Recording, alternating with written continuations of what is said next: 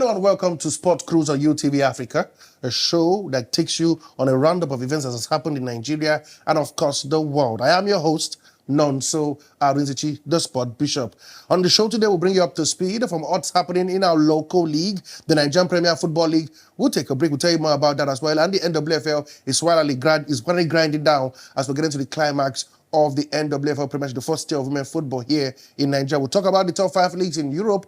Of course, we now know there's a new leader on the top of the Premier League. We'll talk about the FA Cup semi-final games this weekend. And of course, we'll look at volleyball, the African Club Championship. And of course, we'll give you all the details of all the event that is going down in the world of basketball. So sit back, relax. It's going to be a jolly ride. Okay, we'll take a break. When we come back, I'm introducing my guest in the studio. We'll go straight into action. Don't go nowhere. Sport Cruise continues shortly.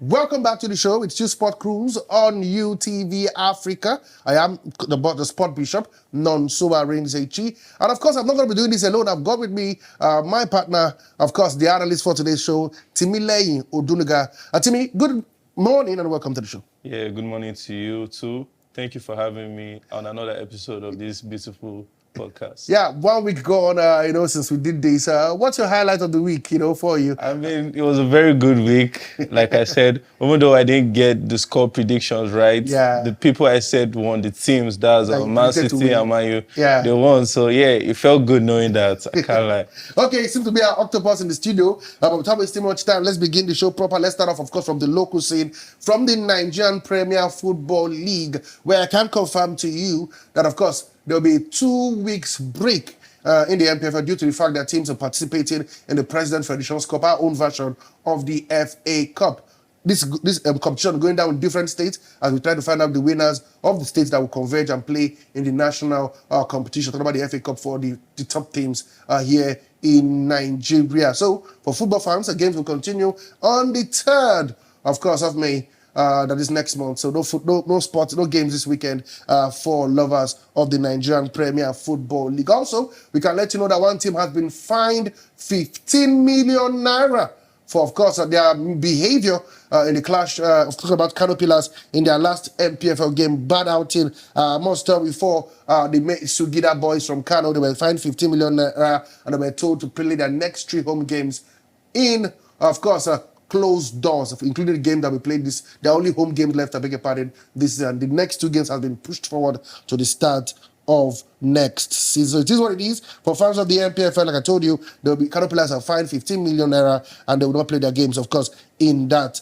their games there. So, that's what we have before the break. Of course, the break in the NPFL, there will be no games. We wait and see how things pan out. Don't forget the battle for supremacy, who's going to become champions, continues between Rivers United and, of course, no other than, of course, not forgetting the team from Enugu, talking about Enugu Rangers. But let's move forward from the NPF and now talk about the Nigerian Women Football League.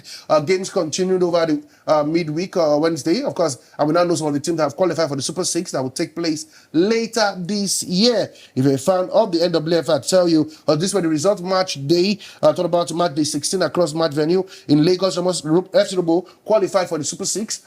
Yes, the 4th team to qualify. They beat Rebel Stars by a goal to nil. Rafiu Tosin with the only goal of that encounter in the 45th minute. Ahudiam beat Danas Ladies 2 goals to nil. Mary Lucky on target from the penalty spot in that encounter. Far away in Lafia, Nasarawa Amazons beats Confluence Queens by, of course, 4 goals to nil. Where Hatland beat Rivers Angels by 2 goals to 1. Grace Sally scoring the consolation goal for Rivers Angels. And Yenagua, we saw Bayelsa beat Adamoa Queens by 2 goals to nil. Sophia Bankole, former player of the Nigerian was on target in that encounter. White Payson and Edo Queens had to share the spoils in a goal-less draw in Ibadan. We saw Ado Ekiti Queens beat Ibom Angels by 2 goals to nil. While far away in Akure, Sunshine Queens beat Ocean Babes by 3 goals to nil. In that encounter in Aba, Abia Angels beat Delta Queens by 2 goals to nil. What it means is that, of course, we know already in Group A, that one is done and dusted. Bayelsa Queens, Rivers Angels, and, of course, Edo Queens have all qualified for the Super 6. Just this week, we saw Robo Queens join them as well. But don't forget, National Amazons, Abba Angels, and Rebel Stars Ladies are still vying for the final 2 slots for the Super Six that will take place, of course, later this year to decide who will be champions of the Nigerian Women Football League. But let's leave that a little bit and let's go touch down some. Let's start off, of course, from the Super Falcons. We hear that the Super Falcons, of course, have climbed up the world rankings by a slot. They're now 36th in the world, despite not playing any friendly games in that 1 month period. Don't forget, the last friendly game was a doubleheader against Cameroon, where they lost the first game by a goal to nil and defeated them by 3 goals to nil in the second game. And what it means is that Nigeria are now in the top of top. When it comes there, South Africa second, Ghana third, Morocco fourth, and of course, Cameroon fifth. I come to you, Timileyin, the Super Falcons. You know, last time we spoke about them, we talked about how unprepared they are for the WAFCON, the Women African Cup of Nations. And now, FIFA released the ranking. Surprise, surprise, we climb up 1 place to 36th. Yeah, well, I would like to chalk that to the amazing abilities our girls have, because it's not a surprise that FIFA still rates the ability that they can see in that team, even though we haven't played games. There's not really much to take out of it, because, like I said, it's probably another team that they have looked at it and they're like, oh, this team isn't better than the current Super Falcons. Friendly games. Yeah, exactly. And many of the African teams lost their games in the friendlies, beaten, by whitewashed by some top teams. Yeah, so that also plays a part. But honestly, I'm not really focused on it, and I'm sure the players too, they wouldn't really be focusing on the rankings, but they will be more focused on whether they can get friendly games against tough opponents so they can start practicing for Women's AFCON. Okay, wait and see what the Super Falcons can bring to the table. Like we said, the WAFCON is on. It's going to be taking place in Morocco as far as early as June. And I can't tell you what's going on with the Super Falcons in terms of preparation for that tournament. But let's move on. Still talking women's sports. This time, let's jump to a team that has done us proud. They are the team that have won the women's Afro basketball for 5 times in a row. That is the Tigress. They have been drawn in a group of, we call it the group of death, the toughest group in the FIBA Women's World Cup. And they'll be playing alongside France, South Korea, and Hungary. We heard, don't forget, not too long ago, the Tigress played against France and South Korea in friendly games and were beaten in those 2 encounters. They meet again, this time at the top stage. Let's see how they play. Before I come to Timileyin and get his opinion on that draw, this is how the draws looks like in Group A. You have USA, China, Belgium, Puerto Rico. Of course, in Group B, you have France, Nigeria, South Korea, and Hungary. Group C has Australia, Spain, Japan, Brazil. And of course, Group D has Canada, Serbia, Germany, and of course, Mali. Now, that is the toughest group, especially against world number 2, France. Timileyin, not the best of draws, but they say for you to be the best, you have to be the best. You have to be the best. It's not the easiest of draws. Let me just use that language. But I believe in the girls, especially our star, Ezine Carlo. Yeah. You know, watching her in the Olympics, I was really amazed by the way she not only plays, but the way she talks and tries to move the team along. I feel every team of note needs that type of leader. And our girls, I mean, they're the strongest in Africa. Yeah. They have won 5 times champions consecutively. Yeah. And also the first African women's basketball team to enter the quarterfinals of the Olympics. Yeah. So they are really good. I'm not going to take anything out of them. That's, even though the group is, a group of death, but that's why we're there. Nigeria know they carry last, so I'm meant to come out of there easy peasy. We'll be hoping that Mark gets to the support. We just realized that not too long ago she got a new assistant coach. Yeah. And we'll be hoping that the girls, I beg your pardon, will do Nigeria proud. But I can tell you, that's a tough group for the Tigers. We'll keep our fingers crossed. Do you think they'll get out of this group? What do you think? Yeah, definitely. I'm all for the establishment of women's sports, and also I feel like they can use this as a way to prove that basketball, not only males basketball, can be taken really serious in Nigeria. Okay, I think he's a campaigner for women's sports. We'll see how things pan out. But let's move forward. And this time we go to football, still talking women's sport. Unfortunately,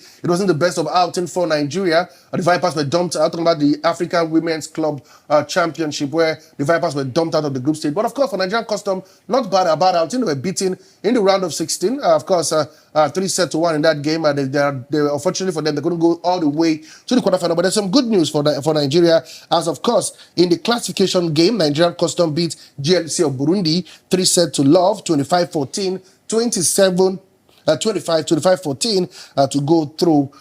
Wonderful. And that is in the 9 to 16 classification. So the more they win games, the more they are well placed from ninth. Hopefully they get the ninth position because that's the best they can get at the moment. But of course, sad one, they lost 3-2 in the round of 16. What a round of 16 game, back and forth. But Nigeria also were not able to get Nigeria a place in the quarterfinal. But again, an improved performance from what we saw in Abuja last time, where they were all dumped out in the group stages. Yeah, that's the beauty of competitive gameplay. Sometimes it doesn't go all in your favor, but I feel like this is a learning curve. They can go back and hopefully try and improve before the next games take place. Okay, wait and see. The men are also hoping to go there and do Nigeria proud. Yeah. Wait and see what happens when the men play as well. But not too good outing. But again, better than what we got last year in Abuja. Now to athletics. We now know Nigeria qualified the World Athletics. There is a World Relay that will take place in Gaborone, Botswana, later this year. The good news we hear is that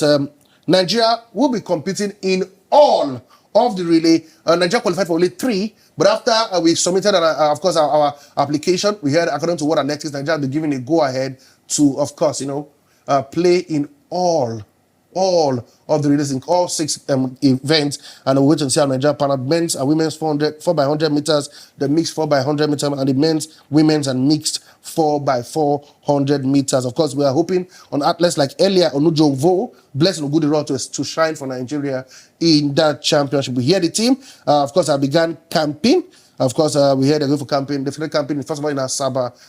Then, of course, first of all in Yaba Tech in Lagos, and then Asaba as they continue to build up their preparation for the world relays. Hopefully, Nigeria will do well. I'm so happy. How happy are you? World Athletics giving us a back route. We programmed for only 3 events, but I'm saying we can compete in all 6. Big one for Nigeria. Yeah, all help. Thankful to them because all help is needed for us to get those gold medals and hopefully get a high ranking among the other nations so that we can actually prove that Nigeria is a big name. But I think we've fallen off the cadre when it comes to athletics in the world. Where have we not fallen off? We used to be the king of the genuinely. The 100 meters when it comes to Africa. But it's not that other nations are catching up. Yeah, genuinely, where have we not fallen off? In terms of sports, infrastructure, facilities, everything. It's such a shame, but, I'm a big believer in Nigeria as a country, as a society, as an institute. And hopefully one day we'll be back to where we belong. Anyway, what keeps us going in sport is the Nigerian tenacity. Exactly. Wait and see how that one keeps us going when it comes to the world athletics. But of course, gonna those we had the Mary Onyale Omaba means, we had the Blessed Cabinet before our issues, the drug issue and stuff. But we had so many athletes who has proven, that they can do Nigeria proud. And hopefully the return of Ofili also adds a pep, a good one for Nigeria athletes. Yeah, hopefully. That's if and only if Turkey's appeal to the Court of Arbitration for Sports does not go through. Anyway, let's quickly move forward. Basketball. The Basketball African League, we know what it's all about. The best teams in Africa. Nigeria is in the Sahara Conference and will be our representative is no other than, of course, the Mark Flyers. The Mark Flyers. They won this year's Nigerian Basketball Championship. And, of course, defeating the Rivers Hoopers, the team that always represent Nigeria, the Basketball African League. So they will be representing Nigeria. We hear they've arrived far away in Kigali, Rwanda, where African Best Club will, of course, compete for supremacy. We wish them all the best of luck. Are you any hopeful? Any hopes? The last time the Snappers got there, these last 2 editions, they got to the semi-finals, finished 3rd. Can Mark Flyers break the jinx? Hopefully. And get us to the finals and win it? Hopefully. You I do. But, of course, our league has been in tatters. In a bad place. I mean, it's Nigeria. That's Nigeria for you. But no, I believe in the Mark Flyers that they can finally be the ones to take it all the way. There's no joy that comes in finishing 3rd place or even if you get a bronze medal. No true competitive athlete is satisfied with that. So I feel like they should take the reins of their brothers' past and smash the other countries and opponents that are there. Okay, he said smash the other countries and opponents. I don't know what you think about that. Our last outing was abysmal. Hopefully, this time it becomes better. But of course, like I told you, the Supers have won bronze before, and Mark Flyers will going to break that record and move to the finals at least. Okay, we'll take a short break. Of course, when we come back, Sport Cruise will continue, and this time we'll be heading to the European scene. Lots is happening. We'll tell you there's a new sheriff in town. All these and more when we come back. Don't go nowhere.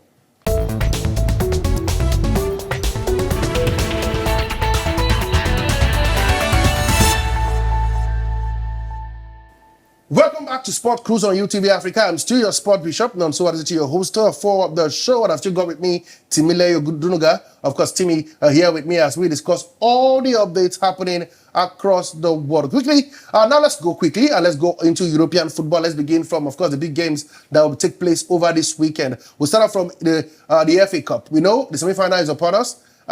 Saturday, it is Chelsea versus Leeds. Sunday, it is Manchester City versus Southampton. Now, let's start off Man City.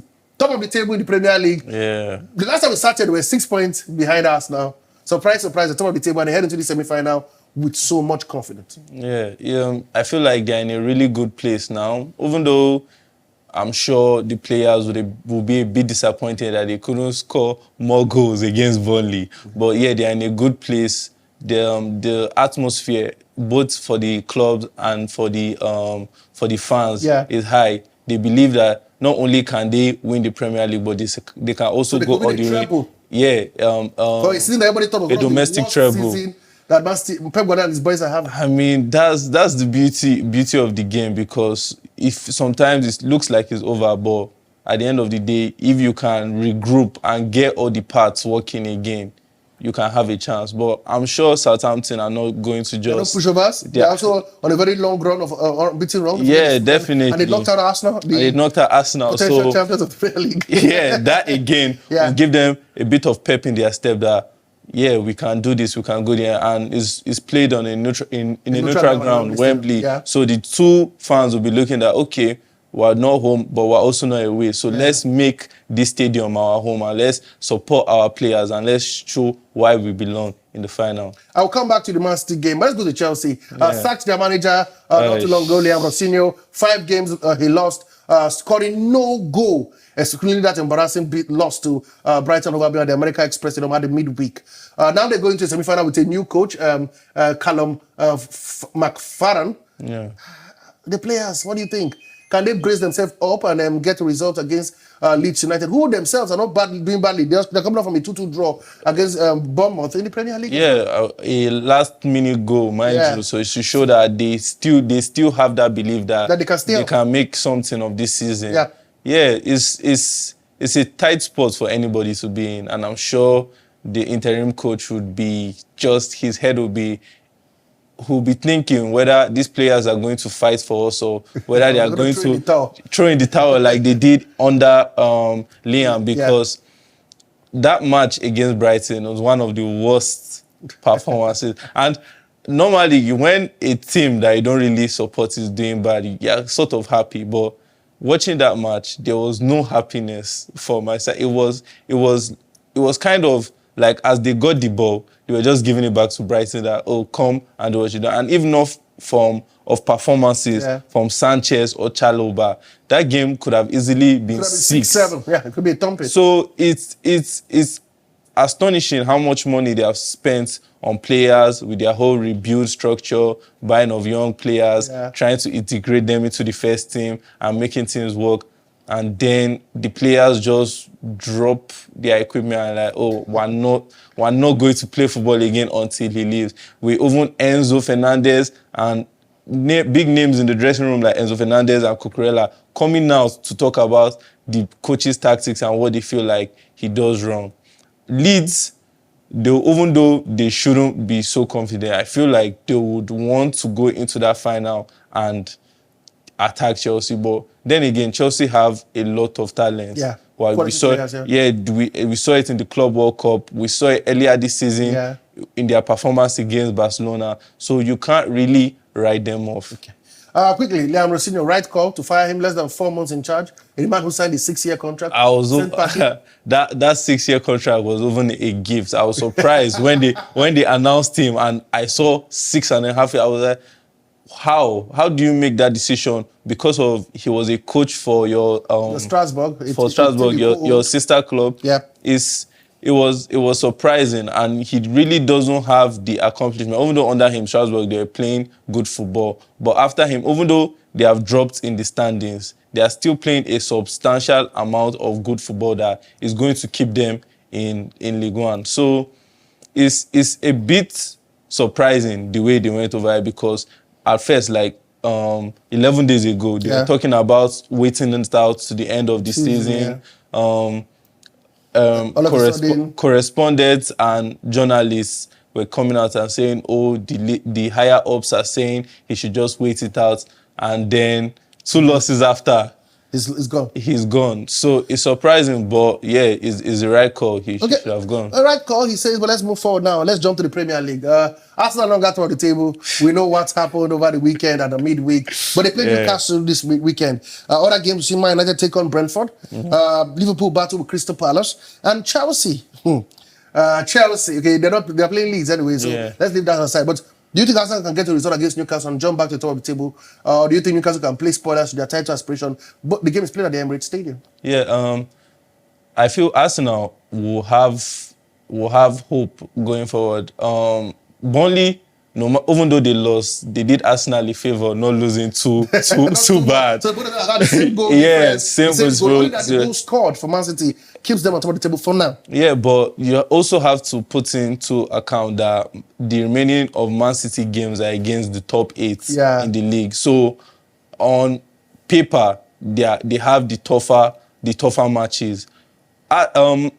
Remember after Newcastle that game against Man City, I said it's not over. Yeah. He whispered it's not over. It's not over. So that's one of the things that would just be playing at the back of Arsenal's mind that, okay, the ball is still in our court. Yeah. All we have to do is just focus and win our games. Newcastle, I mean, most of their power is when they are at the St. James Park.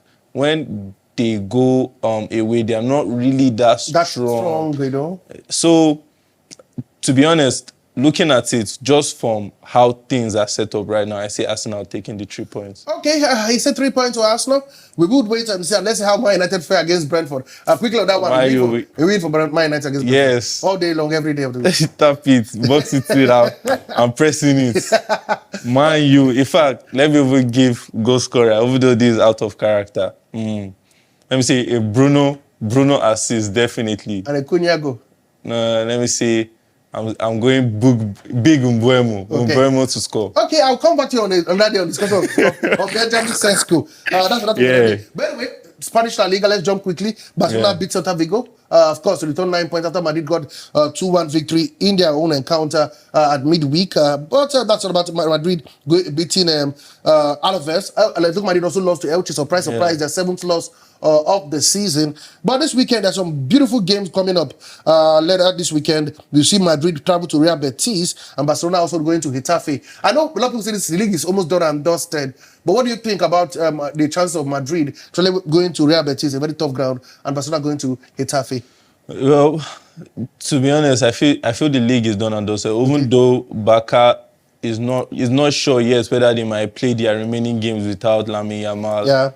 Out because of the injury that he sustained yesterday after taking the penalty, which is also a huge blow to Spain's World Cup aspiration, World Cup hopes, because a lot of, and it also comes to play in the fact of whether players and teams play too many matches in the modern game. You can't be making that box in the modern game. I don't be playing too many games. In the modern game, no. Because we have to put it in account. We have to put it in account. Even though it's not much, when you look at the amount of minutes, even you can say his age, his body was still developing, and then Hansi Flick. Mind you, but he's a player that always wants to play. So I feel like even if Hansi Flick said, "Oh, sit down," he wouldn't want. He might force a move, because he's a player that always wants to entertain. He wants to be on the pitch. He likes being the center of attention, and he wants to prove why he belongs. But it's so avoidable. It's so avoidable. It's so many injuries that I've seen this season, especially with the World Cup coming up. It has been so avoidable. But then again, it's football and it happens. So back to the main topic. I feel like Madrid, they should just call the season off, because they can't get 9 points. Barca has coasted. And they also face each other, by the way, at the end of the day at Camp Nou. So No. Barca has won that. Anyway, let's talk about Jam. Let's go to Jam a little bit. Bayern Munich crown champions. Come on, what a way to crown champion last weekend. What a victory! Come on. How good is Harry Kane, Luis Diaz, and Michael Olise? Is Michael Olise the best winger in the world, better than Lamine Yamal, better than Bukayo Saka? No, definitely better than Saka. Is he better than Lamine Yamal? And is Harry Kane the best striker in the world? The boy is scoring with reckless abandon. His numbers is phenomenal. Yeah, it's phenomenal. Yeah. He also, I'm sure all his England teammates are so stoked up for what he's going to show to the World Cup. Oh my God. I'm sure Tuchel, his mouth is just watering at what he could play up, the tactics he could form to just make Harry Kane the main man. They could just win the treble. They beat Leverkusen in the 2-0 in the semi-finals of the DFB Pokal. Yeah. They've won the league already, and in the semi-finals of the Champions League. This could be the perfect year of Vincent Kompany. And for one man, I'm so happy about is Harry Kane. Yeah, Harry Kane, because he deserves it. I mean, I want to say wasting all those years in Tottenham, but he was a humble servant to them, and even when they were so close, he still stayed until the whole situation with the former director Daniel Levy and everything. But yeah, I'm happy for him, and also happy for Kompany, because to go from 20th, even though to go from Burnley to Bayern Munich is a massive leap. In fact, those are the type of prayers that we pray God answers for us, and he's such a good manager, because all his players always have good things to say about him. The way he directs his team, the way he makes sure everybody feels involved, and even players like Nicolas Jackson that don't really get minutes, when it's time, the way he just integrates them into the team and makes sure they play a part. I'm sure all of them are happy that they can work on that. Now jump to the Italian Serie A. Of course, we saw Inter Milan get to the final of the Coppa Italia. Of course, beautiful victory there. It's coming from 2 goals down against Como, a team coached by Cesc Fabregas. Atalanta also through. So we don't know it is Inter versus Atlanta. They win that game, and surely with the points they've got in the league, if they do win that one as well, they could be the doubles champions. I feel like Inter, they definitely have a good chance at the double. The league is wrapped up, and then they can actually have more time and practice to train for the Coppa Italia final.